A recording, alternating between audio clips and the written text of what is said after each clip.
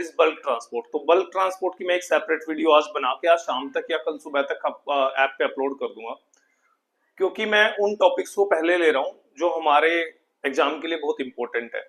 ठीक है, जैसे कि हमारा स्ट्रक्चर ऑफ प्लाज्मा मेम्ब्रेन था, और जैसे कि हमारा दूसरा टॉपिक ट्रांसपोर्ट का बहुत इंपॉर्टेंट था। तो ऐसे ही आज एक नया टॉपिक शुरू कर रहे हैं, उसका नाम है साइटोस्केलेटन। साइटोस्केलेटन पे भी क्वेश्चन आते हैं भाई। देखो, मैं पहले आपको बता देता हूं कि साइटोस्केलेटन पे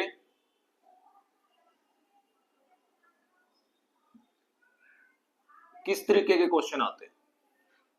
तो देखो, साइटोस्केलेटन पे जो क्वेश्चन पूछे जाते हैं, एक तो पूछते हैं कि कौन कौन से टाइप होते हैं साइटोस्केलेटन में, ठीक है, कौन कौन से फाइबर होते हैं, एक उस पे क्वेश्चन आता है। एक क्वेश्चन ये भी पूछा जाता है आजकल बहुत ट्रेंड में जो चल रहा है, दैट इज प्रोकैरियोट्स में कौन से साइटोस्केलेटन के एलिमेंट होते हैं और यूकैरियोट्स में कौन से होते हैं। तो यूकैरियोट्स के जनरली सब पढ़ाते हैं, बट प्रोकैरियोट पे भी आजकल क्वेश्चन पूछे जाने लगे हैं। तो एक हमें दूसरा वो करना है। तीसरा, हमें उनकी असेंबली डिसेंबली तो देखनी ही है, बट असेंबली डिसेंबली से जब भी क्वेश्चन बनेगा, असेंबली डिसेंबली से क्वेश्चन बनेगा सी पार्ट का, ठीक है, साइटोस्केलेटन के। और जो तीसरे टाइप का उसमें जो क्वेश्चन पूछा जाता है, तीसरे टाइप का क्वेश्चन पूछा जाता है उनकी प्रोटीन से, जो उनकी रेगुलेटरी प्रोटीन है उनसे क्वेश्चन पूछा जाता है। तो आज के क्लास में हम पूरा साइटोस्केलेटन अच्छे से पढ़ेंगे, ठीक है। तो लिखो साइटोस्केलेटन। सबसे पहले बताओ क्या होता है साइटोस्केलेटन, तो इसकी डेफिनेशन लिखो। लिखो, cytoskeleton is a dynamic structure, dynamic structure. हम इसको डायनामिक स्ट्रक्चर इसलिए बोल रहे हैं क्योंकि इसमें लगातार चेंजेस होते रहते हैं। That's why it is a dynamic structure which provide number एक, ये सेल को शेप प्रोवाइड करता है, शेप, ठीक है। दूसरा, सेल को मूवमेंट में, सेल की मोबिलिटी में हेल्प करता है, मोबिलिटी। अभी थोड़ी देर में ये चीजें समझ में आएंगी कैसे मोबिलिटी में हेल्प करता है। थर्ड, सेल डिवीजन में हेल्प करता है, सेल डिवीजन में। और फोर्थ सेल के मूवमेंट, शेप चेंज, और कुछ भी अगर सेल में कोई चीज इधर से उधर पहुंचानी है, जैसे कि मान लिया एक वेसिकल है, उस वेसिकल को एक जगह से दूसरी जगह पहुंचाना है, तो ये साइटोस्केलेटन हेल्प करेगा। वो भी चीज हम थोड़ी देर में देखेंगे। तो इसको बोलते हैं intra cellular movement. Intra cellular movement जब भी करवानी हो, for example this is a cell, ये न्यूक्लियस है, यहाँ पे एक गोल्जी बॉडी ने फॉर एग्जांपल वेसिकल बनाया, और इस वेसिकल को यहाँ ट्रांसपोर्ट करना है इस जगह पे। तो इस जगह से इस जगह ट्रांसपोर्ट करने में कौन हेल्प करेगा? दिस साइटोस्केलेटन विल हेल्प, ठीक है। और इस चैप्टर के बाद आपका इस वीक में ना एक टेस्ट भी होगा, मेरे को आप टेस्ट की डेट बता देना व्हाट्सएप ग्रुप पे। उस टेस्ट में क्या क्या आएगा, आज तक का जितना मैंने पढ़ा दिया और बाकी टीचर ने जितना पढ़ा दिया, उनको कंबाइन करके हम लगभग 30 क्वेश्चन का एक टेस्ट बनाएंगे। सारा वही होगा जो हमने पढ़ाया है, और वो क्वेश्चन होंगे जो पुराने पीवाईक्यू में जो पूछे गए हैं, ठीक है। तो उनसे लेके एक टेस्ट देखते हैं। और इस वीक में हमें एक और भी काम करना है, हम व्हाट्सएप पे ग्रुप पे डिसाइड कर लेंगे, हम एक दिन 1 to 1 बैठेंगे गूगल मीट पे। तो गूगल मीट पे बैठेंगे, हमें क्या करना है उसमें, हमें पर्सनल देखनी है आपकी कितनी ग्रोथ हो रही है नहीं हो रही है, या आपको कोई प्रॉब्लम आ रही है। तो जब भी आप बोलोगे, जब आप फ्री हो, जब मैं फ्री हूँगा, तो हम एक दिन बैठ जाएंगे और हम डिस्कस कर लेंगे कि हमें किन किन चीजों पे और काम करना है। ऐसा ना हो कि हम पढ़ाते पढ़ाते चले जाए और आप पढ़ो ही ना, फिर कोई फायदा नहीं कोई इस चीज का, ठीक है। तो साइटोस्केलेटन के बारे में ये तो थे भाई फंक्शन साइटोस्केलेटन के। चलो इसके बारे में आगे पढ़ते हैं।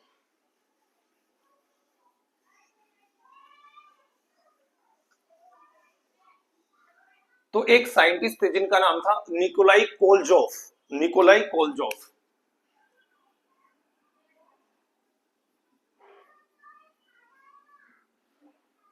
ये एक साइंटिस्ट थे बड़ी बड़ी मूंछों वाले।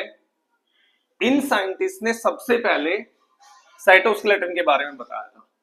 और ये भी साइटोस्केलेटन के बारे में कब बता पाए, क्योंकि इनके टाइम तक 1942 तक electron microscope and fluorescent microscope, इन दो माइक्रोस्कोप की डिस्कवरी हो चुकी थी, जिसके कारण सेल के साइटोस्केलेटन को समझने में बहुत आसानी हुई थी। ठीक है, तो निकोल कोलजफ साहब ने क्या करा, इन्होंने यूकैरियोटिक सेल ली और इन्होंने बताया कि यूकैरियोटिक सेल में तीन तरीके के साइटोस्केलेटन एलिमेंट होते हैं और साथ में कुछ एसेसरी प्रोटीन भी होती है। तो तीन तरीके के जो साइटोस्केलेटन एलिमेंट होते हैं वो कौन कौन से हैं, इनमें से first is tubulin, second is actin,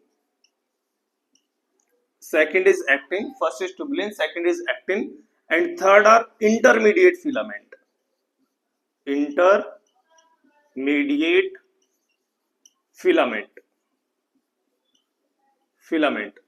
तो इनिशियली तो सब लोग यही सोचते थे कि भाई साइटोस्केलेटन के जो एलिमेंट होते हैं they are only present in the eukaryotic cell, but later they are also discovered in the prokaryotic cell. They are also discovered in the prokaryotic cell. तो आपका जो यहाँ पे क्वेश्चन बनता है, आपका जो क्वेश्चन यहाँ पे ये बनता है कि प्रोकैरियोटिक सेल में कौन से होते हैं और यूकैरियोटिक सेल में कौन से होते हैं। यूकैरियोटिक सेल पे आजकल कोई क्वेश्चन नहीं पूछता, क्योंकि सबको रटे होता है माइक्रोट्यूबुल मतलब ट्यूबुलिन, एक्टिन और इंटरमीडिएट फिलामेंट। लोगों को ये पूछते हैं इसमें अब कि ट्यूबुलिन के सिमिलर कौन सा है, एक्टिन के सिमिलर कौन सा है और इंटरमीडिएट के सिमिलर कौन सा है। तो देखो ट्यूबुलिन के जो सिमिलर है प्रोकैरियोटिक सेल में वो है FTSZ प्रोटीन, FTSZ फिलामेंट। और जो एक्टिन के कोरस्पॉन्ड है, इसके कोरस्पॉन्ड है, ये है FTSA, MREB और STAB,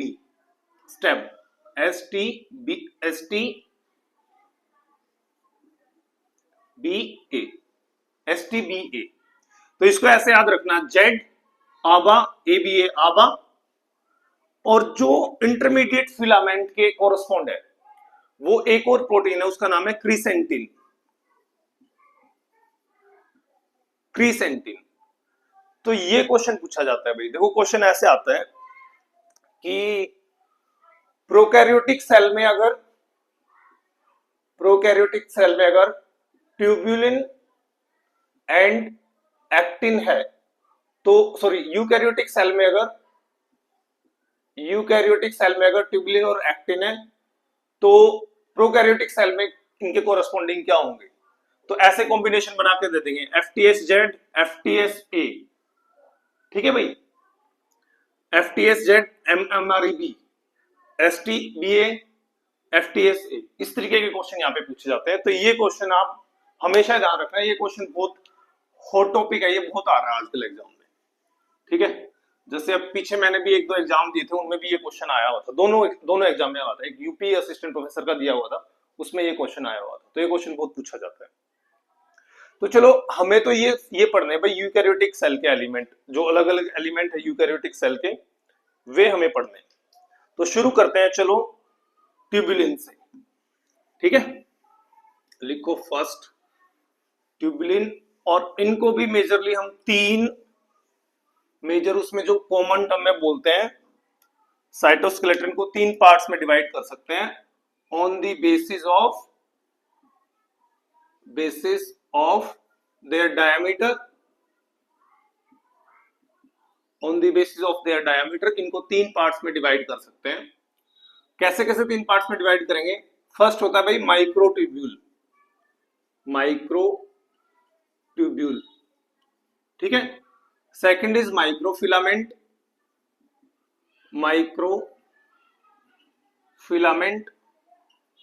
और इसमें जो थर्ड है भाई, सब कुछ समझ में आ रहा है ना, क्वेश्चन समझ में आया भाई ये वाला, विमलदीप, अपर्णा, ऋषिका, हर्षा, और तीसरा है इंटरमीडिएट फिलामेंट। इंटरमीडिएट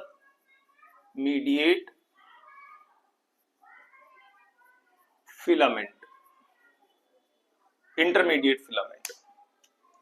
तो हम शुरू करते हैं भाई एक एक करके माइक्रोट्यूब्यूल से, ठीक है। देखो, on the basis of diameter के बेस पे हम इनको कर रहे हैं। तो डायमीटर इसका कितना होगा, इसका डायमीटर होता है 25 नैनोमीटर। इसका डायमीटर कितना होगा, 25 नैनोमीटर। और माइक्रोफिलामेंट, देखो माइक्रोफिलामेंट छोटा है ये, तो इसका होगा 7 नैनोमीटर, ठीक है। और जो इंटरमीडिएट है, इंटरमीडिएट इनके बीच का होगा, तो इसका होगा 10 नैनोमीटर। इसका हो भाई 10 नैनोमीटर। अब जो ये माइक्रोट्यूब्यूल्स होती हैं, इनका जो मोनोमर होता है, इनका मोनोमर है भाई ट्यूबुलिन प्रोटीन, ट्यूबुलिन प्रोटीन, ठीक है। और जो एक्टिन फिलामेंट है, इनका मोनोमर है जी एक्टिन बोलो या एक्टिन बोल दो खाली, जी एक्टिन, ठीक है। और इनके डिफरेंट डिफरेंट टाइप के होते हैं, डिफरेंट डिफरेंट टाइप, अलग अलग सेल में अलग अलग टाइप के होते हैं। And they are species specific also, किसी स्पीसीज में एक तरह के मिलेंगे, किसी स्पीसीज में दो तरह के मिलेंगे, ठीक है। तो these are three major type of the cytoskeletal element of eukaryote. अब हम एक को लेते हैं, अब हम एक को लेते हैं माइक्रोट्यूब्यूल को, और पहले इसको डिटेल में पढ़ते हैं ये क्या होती है।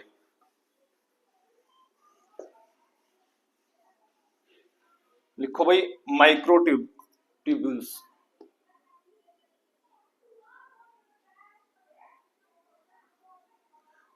माइक्रोट्यूब्यूल्स को समझने से पहले हम एक और डायग्राम बना के ये भी समझ लेते हैं ये एक्चुअल में प्रेजेंट कहां थे, ठीक है।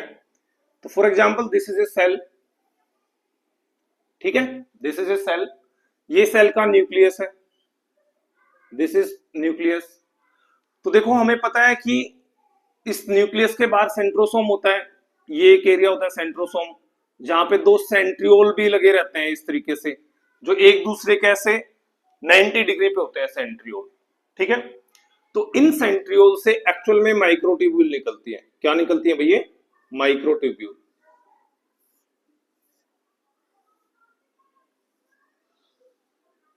दीज आर माइक्रोट्यूब्यूल्स, ठीक है। ये तो हो गई भाई माइक्रोट्यूब्यूल्स। अब इसके बाद जो ये आउटर वाला पोर्शन है, जितना ये बाहर वाला पोर्शन है, यहाँ पे एक्टिन फिलामेंट पड़े रहते हैं, सेकंड वाले माइक्रोफिलामेंट या बोलो एक्टिन फिलामेंट। ज्यादातर लोग इसको एक्टिन फिलामेंट के नाम से ही बोलते हैं। और जो ये एक्टिन फिलामेंट होते हैं, इसके फाइबर सिंगल सिंगल नहीं होते भाई, अभी उसकी डिटेल स्ट्रक्चर जब बनाएंगे ना तब भी समझेंगे। These are micro filament, microfilament. जो ये एक्टिन फिलामेंट होते हैं, ये ऐसे सिंगल सिंगल नहीं होते, ये क्लब करके, जैसे एक फिलामेंट ये है, दूसरा फिलामेंट ये है, तो इन दोनों के बीच में कोई ऐसे प्रोटीन लग जाएगी, तो इनके बंडल्स प्रेजेंट रहते हैं, ऐसे ऐसे बंडल बन के पूरा वो यहाँ यहाँ यहाँ यहाँ यहाँ ऐसे अंदर भी होते हैं, न्यूक्लियस के पास भी होते हैं, यहाँ यहाँ ऐसे होते हैं, ठीक है। ये न्यूक्लियस है, यहाँ पे न्यूक्लियस के पास भी होते हैं। जो न्यूक्लियर लेमाइन होती है ना भाई, nuclear lamins, they are also kind of microfilament. और उसके बाद जो बच गए हमारे कौन से तीसरे, इंटरमीडिएट फिलामेंट। इंटरमीडिएट फिलामेंट कहां प्रेजेंट रहते हैं, वो भाई यहाँ पे ऐसे सेल्स में प्रेजेंट रहते हैं, ऐसे नेटवर्क सब बना के प्रेजेंट रहते हैं सेल के अंदर। जो ये रेड कलर का मैंने बनाया है, these are intermediate filaments, intermediate filaments, ठीक है। अब इसमें से सबसे पहले हम इनको पढ़ रहे हैं, किसको, माइक्रोट्यूब्यूल्स को, ठीक है। तो हम सबसे पहले तो ये लिख लेते हैं, इनका डायामीटर कितना होता है भाई, डायामीटर इज 25 नैनोमीटर। ये भी आपको याद रखना है, इस पे भी क्वेश्चन आता है कि बताओ इंटरमीडिएट फिलामेंट का डायमीटर कितना होता है, बताओ माइक्रोट्यूब्यूल्स का कितना होता है, बताओ माइक्रोफिलामेंट का डायमीटर कितना होता है, इस पे भी क्वेश्चन आते हैं, ठीक है। Second, they are made up of tubulin protein, tubulin protein, ठीक है। ये किसके बने होते हैं भाई? ये ट्यूबुलिन प्रोटीन के बने होते हैं। और जो ट्यूबुलिन प्रोटीन है वो क्या है? Tubulin protein it is a heterodimer. Tubulin protein is a heterodimer. देखो भाई इसके नाम से पता चल रहा है, हेट्रो का मतलब डिफरेंट, डाइमर का मतलब ये किससे बनी होगी? दो सब यूनिट से बनी होगी। तो इसमें दो सब यूनिट कौन कौन सी होती है? एक तो होती है ये वाली और एक होती है ये वाली। इस एक को मैं कर देता हूं ब्लैक, ठीक है, और ये इसको मैं लाइट रखता हूं। So this is alpha sub unit and this is beta sub unit. This is alpha sub unit and this is beta sub unit. ये दोनों क्या होती है? This both tubulin sub unit they are GTP binding, GTP binding proteins. They are GTP binding proteins. इनके साथ GTP bind हो सकता है भाई। और जो इनमें बाइंड भी होता है जीटीपी, इसके साथ तो टाइटली अटैच होता है, टाइटली अटैच जीटीपी, और इसके साथ loosely attach GTP.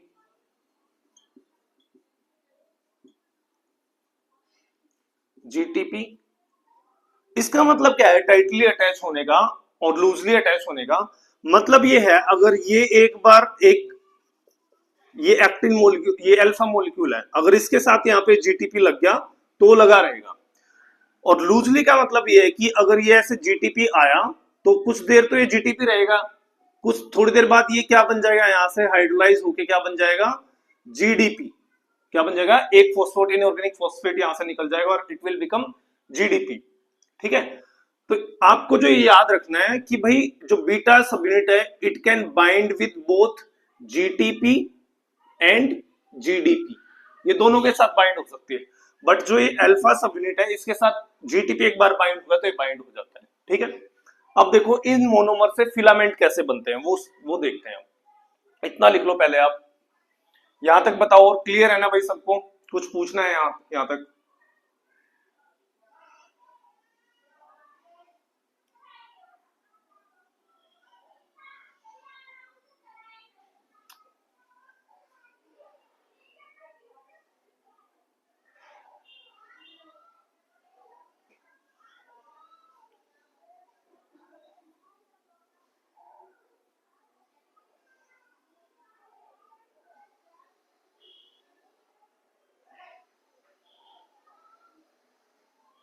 Okay clear. अब देखो इसमें कैसे बनता है भाई ये, इससे फिलामेंट कैसे बनता है, माइक्रोट्यूब्यूल बनती कैसे इससे? देखो साइटोसोल के अंदर ये अल्फा और बीटा सब यूनिट ऐसे डाइमर फॉर्म में रहती है। This is alpha sub unit and this is beta sub unit, ठीक है। सबसे पहले क्या होगा भाई? ये चार्ज होंगी सबसे पहले। और चार्ज कैसे होंगी? ये चार्ज होंगी जीटीपी से। किससे चार्ज होंगी? जीटीपी से। तो इनके साथ, दोनों के साथ क्या मिल जाएगा? यहाँ पे आके जीटीपी लग जाएगा, जीटीपी। तो ये बन गई हमारी charged, charge alpha beta sub unit. जैसे ये चार्ज हुआ, दिस इज अनचार्ज्ड, ठीक है। जैसे ये चार्ज होगा तो उसके बाद क्या होगा? यहाँ पे उसके बाद ये अपने आप को एक फिलामेंट की फॉर्म में एक दूसरे के ऊपर ऐसे रखते चले जाएंगे। तो इस तरीके से बन जाएगी भाई ये एक दूसरे के ऊपर ऐसे अटैच हो जाएंगे, ये अटैच हो गए, ठीक है। इसमें ये है अल्फा सब यूनिट जिनको मैं डार्क कर रहा हूं, और जो बाकी बच गया वो है beta sub unit. These are alpha sub unit, these are beta sub unit, ठीक है। जो ऐसी की स्ट्रक्चर बनेगी, ऐसा एक ये फिलामेंट बनेगा, इसको बोलते हैं प्रोटोफिलामेंट। प्रोटोफिलामेंट,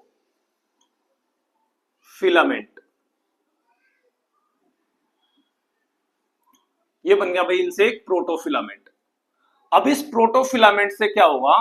ऐसे ऐसे 13 प्रोटोफिलामेंट मिलके, 13 प्रोटोफिलामेंट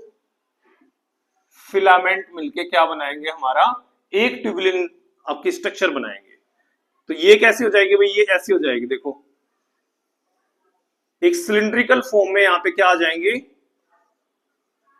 ये प्रोटोफिलामेंट आ जाएंगे ऐसे। 1 2 3 4 5 6 7 8 9 10 11 12 13, हाँ 13 आ गई, ठीक है।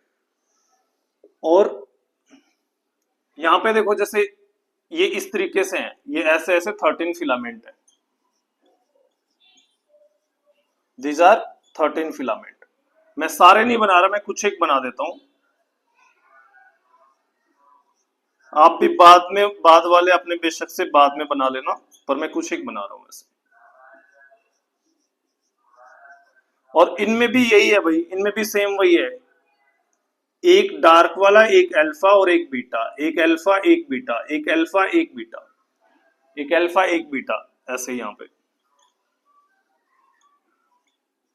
तो ये बन गया जो हमारा, जिसका डायमीटर कितना था हमारा 25 नैनोमीटर, और ये बन चुके हैं हमारी क्या, एक माइक्रो ट्यूब्यूल, एक ये माइक्रो ट्यूब्यूल बन गया। अब जो ये माइक्रो ट्यूब्यूल है, इसमें जिस साइड में बीटा एंड होता है, जिस साइड में बीटा ट्यूब्यूलिन होती है प्रोटीन, बीटा ट्यूब्यूलिन इस साइड में, यहां पे बीटा ट्यूब्यूलिन, ठीक है। और एक साइड में क्या होती है भाई, यहां पे ये अल्फा ट्यूब्यूलिन, ठीक है। तो जिस साइड में बीटा ट्यूब्यूलिन होती है, उस एंड को बोला जाता है कि ये क्या है भाई, ये है प्लस एंड, ये क्या है प्लस एंड।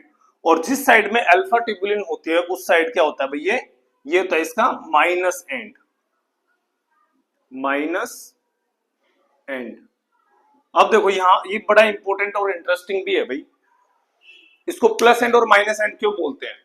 देखो वैसे तो जो ये डाइमर है, ये डाइमर आके यहां पे भी अटैच हो सकता है और नेगेटिव एंड पे भी आके अटैच हो सकता है, बट जो rate of addition of this monomer है, it is higher in the plus end, it is higher in the plus end, and rate of addition of monomer is slower in the minus end. तो हमेशा धीरे धीरे भाई, मान ले 4 ये यहाँ पे आके अटैच हो गए और इतने में केवल एक ही यहाँ पे आके अटैच हुआ, तो इसका मतलब क्या होगा कि यहां से इसकी लेंथ क्या हो जाएगी, बढ़ती चली जाएगी, बढ़ती चली जाएगी, बढ़ती चली जाएगी। Therefore it is called as plus end, and this is called as minus end. और जो ये प्लस एंड होता है, it is present in the cytosol, ये कहां पे प्रेजेंट होता है, साइटोसोल में। और जो हम माइनस एंड की बात कर रहे हैं, it is present in the centrosome, it is present in the centrosome. Centrosome वाला पॉइंट 1 मिनट में मैं अभी समझा दूंगा आपको, बस आप ये याद रखना कि एडिशन फास्टर कहां पे हो रहा है भाई, प्लस एंड की तरफ, और एडिशन स्लोअर कहां पे हो रहा है, माइनस एंड की तरफ। तो आप लोग इतना बनाओ पहले, और इतना बना के मेरे को बताओ, अगर आपको समझ में आ रहा है तो फिर हम आगे बढ़ते हैं, और या फिर कुछ दोबारा बताना है।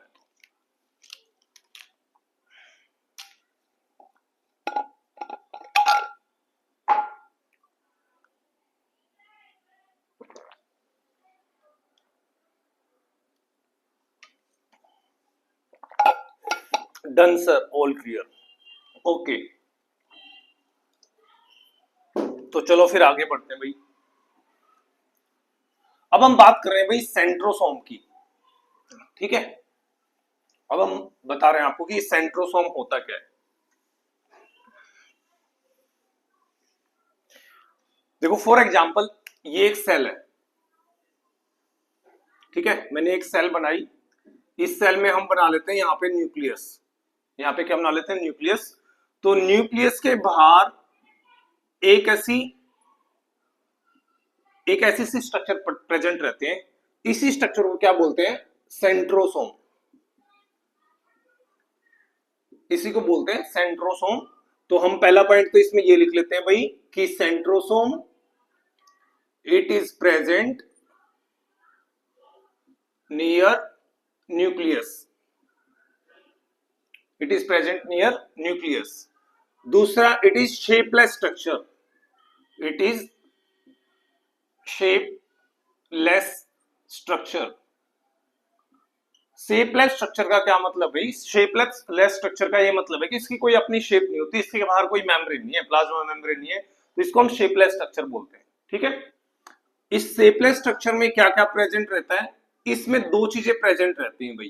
ठीक है, एक तो रहते हैं सेंट्रियोल प्रेजेंट, सेंट्रियोल, दो सेंट्रियोल प्रेजेंट रहेंगे, और सेंट्रोसोम मैट्रिक्स, और क्या रहेगा ये? Centrosome matrix. इसका मतलब क्या है? जो दो सेंट्रियोल हैं, ये दो सेंट्रियोल ऐसे एक दूसरे के 90 डिग्री एंगल पे रहते हैं, present at the 90 degree angle, एक दूसरे के 90 डिग्री एंगल पे प्रेजेंट रहते हैं। और ये centriole they divide at the time of cell division, at the time of cell division, और सेल डिवीजन के टाइम पे ये डिवाइड हो जाते हैं। तो ये स्ट्रक्चर, अगर मैं इसको डिटेल में यहां पे बनाऊं ये स्ट्रक्चर, तो ये स्ट्रक्चर कुछ ऐसी सी होती है। ठीक है, ये स्ट्रक्चर कुछ ऐसी सी होती है, और इस स्ट्रक्चर में यहां पे बाहर की तरफ इसमें क्या प्रेजेंट है? दिस इज सेंट्रोसोम मैट्रिक्स, ये है सेंट्रोसोम मैट्रिक्स, और ये है भाई सेंट्रियोल, दिस इज सेंट्रियोल। अब देखो, अगर हम इस सेंट्रियोल की भी बात करें, तो this centriole is made up of, this is made up of 9 road like structure, 9 road like structure. ये 9 रोड लाइक की ऐसी ऐसी स्ट्रक्चर से बना होता है, एंड ईच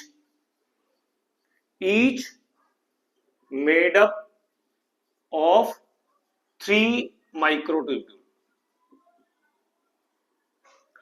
और हर एक जो रोड लाइक स्ट्रक्चर होती है, यहां पे इसके अंदर ऐसे भाई 1 2 3 4 5 6 8 9, ऐसे 1 2 3 4 5 6 8 9, और वो हर एक road like, for example this is A road like structure, तो इसमें क्या होते हैं? 3 माइक्रोट्यूब्यूल ऐसे फ्यूज फॉर्म में रहते हैं।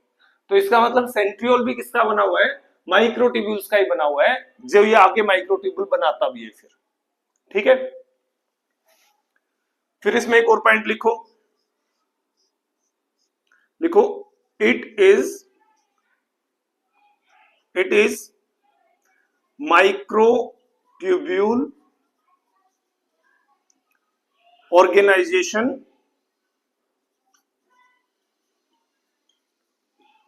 सेंटर, इसको बोलते हैं भाई MTOC. MTOC is microtubule organisation centre. मतलब क्या हुआ इसका? माइक्रोट्यूब्यूल ऑर्गेनाइजेशन सेंटर का, कि सेंट्रोसोम से ही माइक्रोट्यूब्यूल अराइज होना शुरू होंगी, यहीं से वो जो माइक्रोट्यूब्यूल हम बना रहे थे वो ऐसे बनेगी, यहां से इस तरीके से बनेगी। ठीक है, और हमने अभी थोड़ी देर पहले पढ़ा था कि जो माइक्रोट्यूब्यूल का माइनस एंड है वो कहां पे रहता है? वो सेंट्रोसोम के अंदर रहता है। तो इसका मतलब ये इस तरीके से बनी होगी, और इनमें सब में जो ये वाला एंड होगा, ये कौन सा होगा? Minus and, this will be the minus end. और जो बाहर वाला, ये जो बाहर की तरफ जा रही है रेज, ये क्या होगा भाई? This will be the plus and, this will be plus and, this will be the plus and. ठीक है, क्योंकि इसी से माइक्रोट्यूब्यूल्स निकल रही हैं। कितनी माइक्रोट्यूब्यूल निकल रही है यहां से, किन माइक्रोट्यूब्यूल को कॉन्ट्रैक्ट करना है, किन माइक्रोट्यूब्यूल को बनाना है, वो सारा कौन डिसाइड करता है? ये सेंट्रोसोम भी डिसाइड करता है। देयरफॉर इसको क्या बोलते हैं हम? माइक्रोट्यूब्यूल ऑर्गेनाइजेशन सेंटर, एमटोक बोला जाता है इसको, इसीलिए। ठीक है, अब बढ़ते हैं भाई थोड़ा सा और आगे, और इनकी असेंबली और डिसेंबली। ये था भाई सारा किसके बारे में? सेंट्रोसोम के बारे में।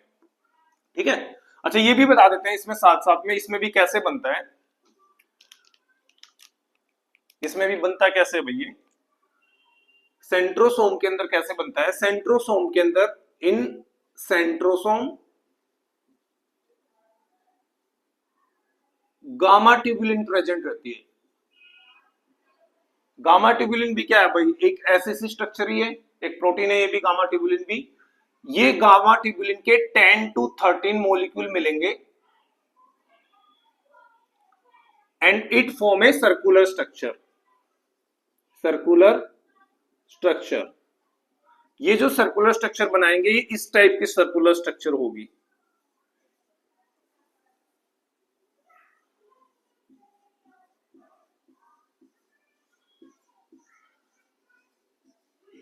इस तरीके की सर्कुलर स्ट्रक्चर बनेगी। ये किसकी बनी हुई है बताओ? ये बनी है गामा ट्यूबुलिन की।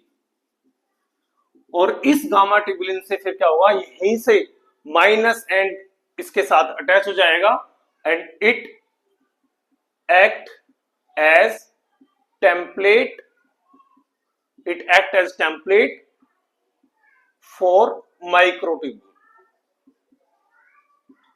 Microtubule formation.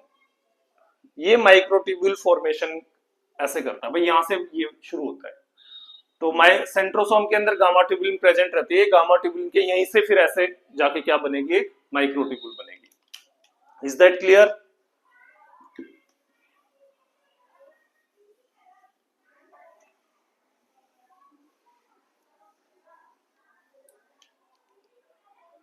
Clear sir?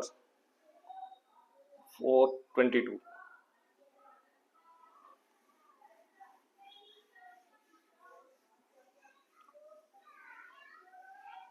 अब देखते हैं भाई इसकी असेंबली और डिसेंबली पे। असेंबली और डिसेंबली ऑफ माइक्रोट्यूब्यूल्स। असेंबली और डिसेंबली, भाई असेंबली डिसेंबली का मतलब ये है कि वो असेंबल कैसे होती है, बनती कैसे है और टूटती कैसे है। देखो बहुत सिंपल सा है, मैं बहुत जल्दी बता रहा हूं ये वाला। हम एक बात करते हैं असेंबली की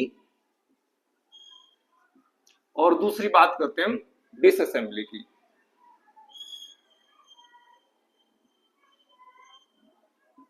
डिसअसेंबली की तो देखो सिंपल सी बात है भाई, ये अगर मैं एक माइक्रोट्यूब्यूल बनाऊं ऐसे, this is the minus and this is the plus and, और एक माइक्रोट्यूब्यूल यहां पे बना लेते हैं, this is the minus and and this is the plus and.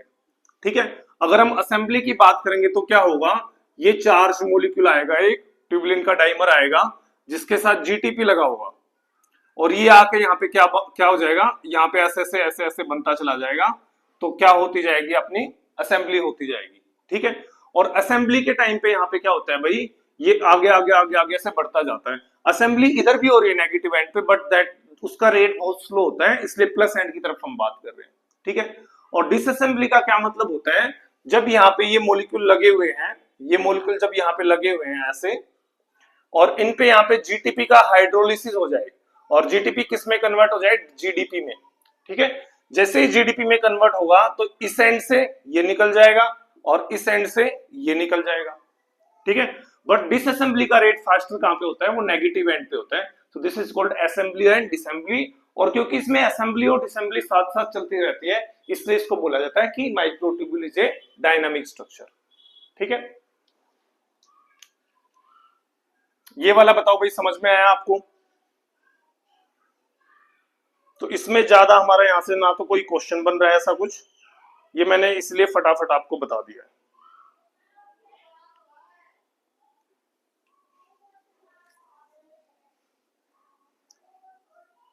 Repeat, okay भाई। असेंबली और डिसेंबली का मतलब ये है कि जैसे ये एक माइक्रोट्यूब्यूल है, ठीक है, इस माइक्रोट्यूब्यूल में this is the plus end and this is the minus and.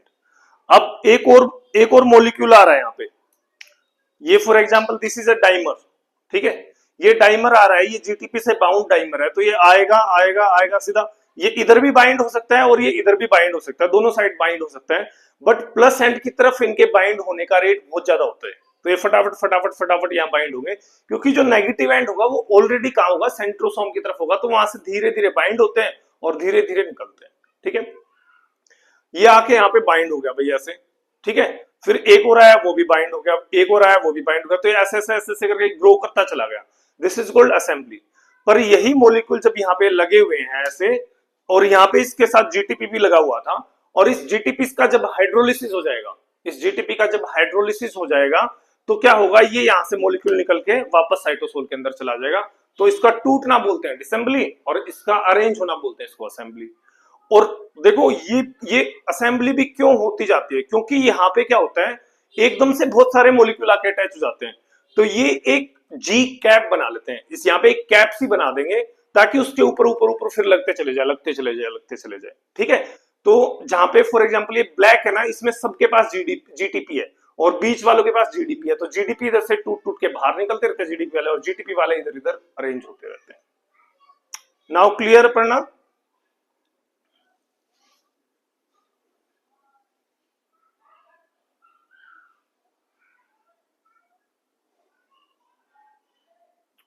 Okay चलो जी, अब इनका देखते हैं फंक्शन क्या होता है माइक्रोट्यूब्यूल का। लिखो भाई फंक्शन ऑफ माइक्रोट्यूब्यूल। फंक्शन वाले इस पार्ट से क्वेश्चन पूछा जाता है, मैं बताता हूं अब कैसे क्वेश्चन पूछा जाता है। फंक्शन ऑफ माइक्रोट्यूब्यूल्स, लिखो भाई first function is they help in the transportation of vesicles and cell organelle in cell। तो या तो ये वेसिकल का ट्रांसपोर्टेशन करते हैं या फिर ये सेल के ऑर्गेनली का ट्रांसपोर्टेशन करते हैं, सेल में एक जगह से दूसरी जगह चीजें पहुंचानी है, कैसे पहुंचानी है। तो ये ट्रांसपोर्टेशन होता है, it is assisted by two proteins, और उनका नाम है भाई dynein, DYNI, dynein and काइनेसिन। Dynein and काइनेसिन, ये both of these are they are ATP, ये they use ATP hydrolysis for energy। अब देखो भाई, आप इस चीज को ऐसे समझो, अगर मैं ये एक सेल बनाऊं यहाँ पे, ठीक है, ये इसका न्यूक्लियस बना लेते हैं, और फॉर एग्जांपल हमने इसमें एक ही ये माइक्रोट्यूब्यूल बनाई, this is plus end and this is minus and, ठीक है। अब देखो होता क्या भाई, ये दो प्रोटीन होते हैं, एक डाइनिन NINE भी होता है शायद इसका डाइनिन, और दूसरा होता है काइनेसिन। तो होता क्या है, ये जो डाइनिन है, ये जो डाइनिन है उसके ऊपर ऐसे दो, तो ये सबनेट है हायर चेन, और दो इसमें लाइटर चेन है, इस तरीके की दो lighter chain, these are heavy chain, और दो इसमें क्या है, ये लाइट चेन। नंबर पे आपसे कोई क्वेश्चन नहीं पूछेगा कितनी कितनी होती है कितनी नहीं होती है, आप बस सुन लो ये वाला, ठीक है। और जो दूसरा होता है काइनेसिन, इस काइनेसिन में मल्टीपल तो होती है ये लाइट चेन, ठीक है, दीज आर लाइट चेन, और इसमें 2 to 3 नंबर होती है हैवी चेन, 2 to 3 नंबर होती है हैवी चेन। अब ये क्या करते हैं भाई, ये क्या करते हैं यहाँ पे, ये दोनों प्रोटीन, ये प्रोटीन काइनेसिन तो होती है प्लस एंड डायरेक्टेड प्रोटीन, ये तो इधर लेके जाएगी, ठीक है, this is plus end directed protein, ठीक है, and dynein it is negative and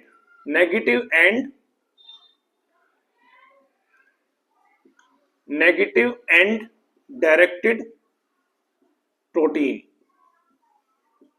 ठीक है।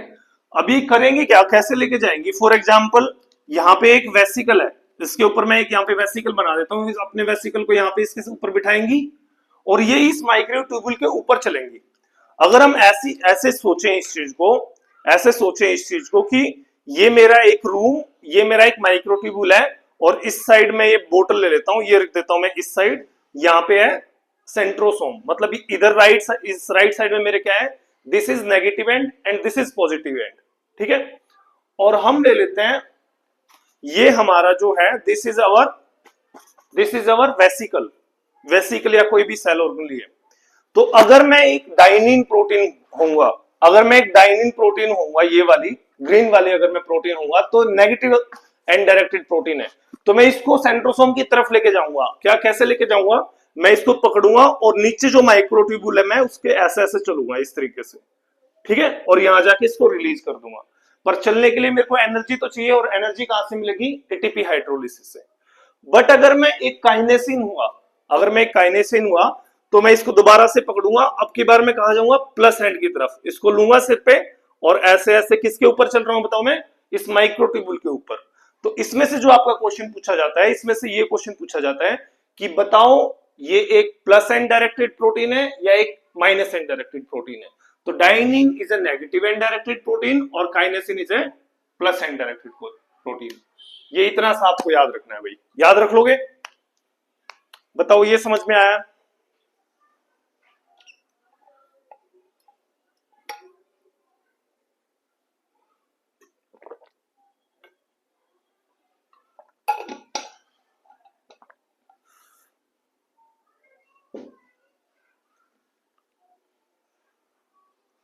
ओके, तो चलो इसका फिर दूसरा लिखो इसका।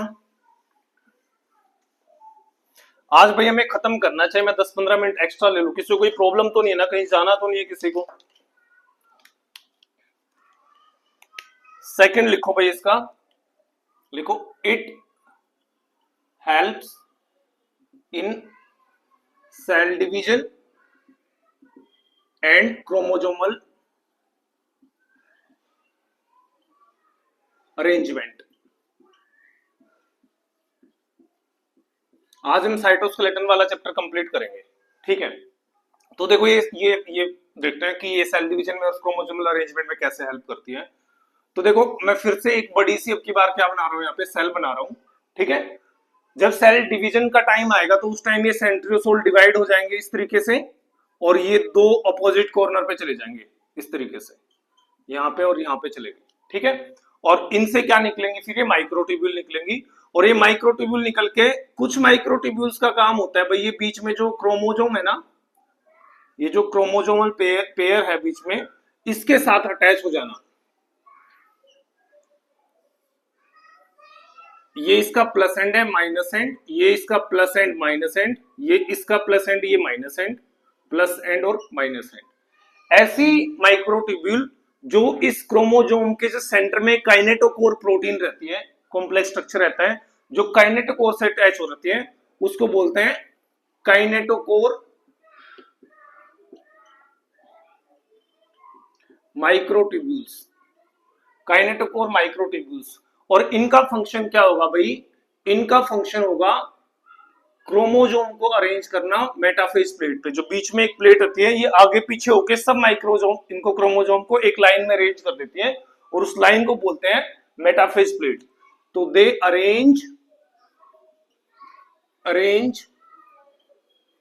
क्रोमोजोम ऑन मेटाफेज प्लेट,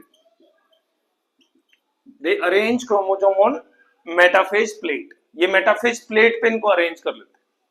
दूसरी तरीके की जो माइक्रोट्यूब्यूल है वो क्या करेंगी भाई? दूसरे तरीके की माइक्रोट्यूब्यूल हम उनको ये वाले बना लेते हैं।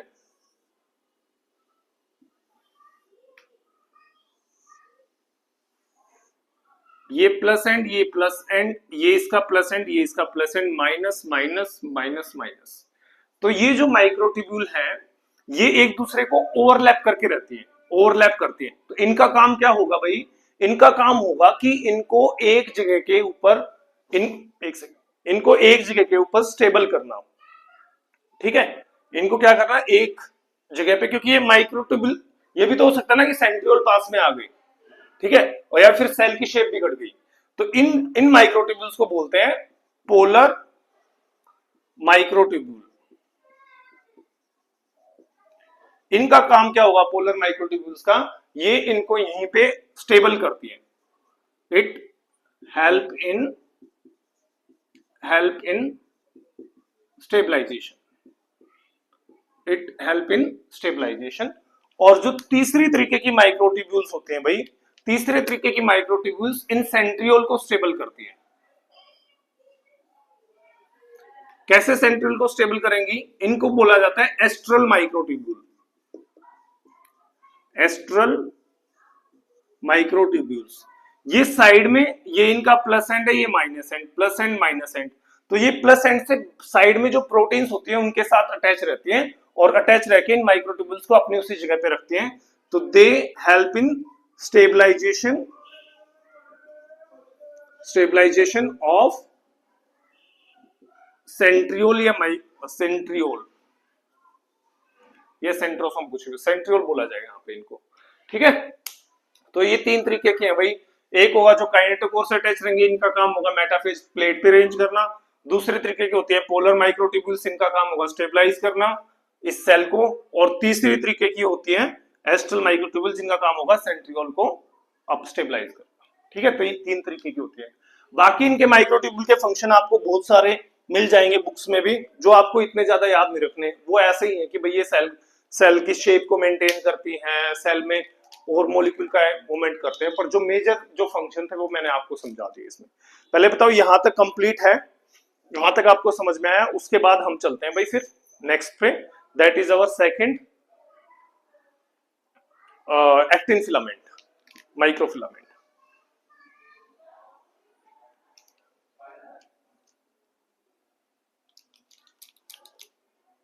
ओके, किसी को कोई डाउट तो नहीं है भाई यहीं तक, यहाँ पे अभी तक में? पिछली क्लास का कोई डाउट तो नहीं है आपको? जो मैंने रिकॉर्ड करके दी थी आपको, उसमें से कुछ पूछना है आपको, वो भी हम डिस्कस कर सकते हैं। तो वीडियो को अगर आप पूरा देखना चाहते हैं और अगर आप ऐसी ट्रिक्स के साथ पढ़ना चाहते हैं तो फॉलो करिए हमें इंस्टाग्राम पे, यूट्यूब पे, और डाउनलोड कर लीजिए हमारा app life science mentors from the play store and app store. जय हिंद।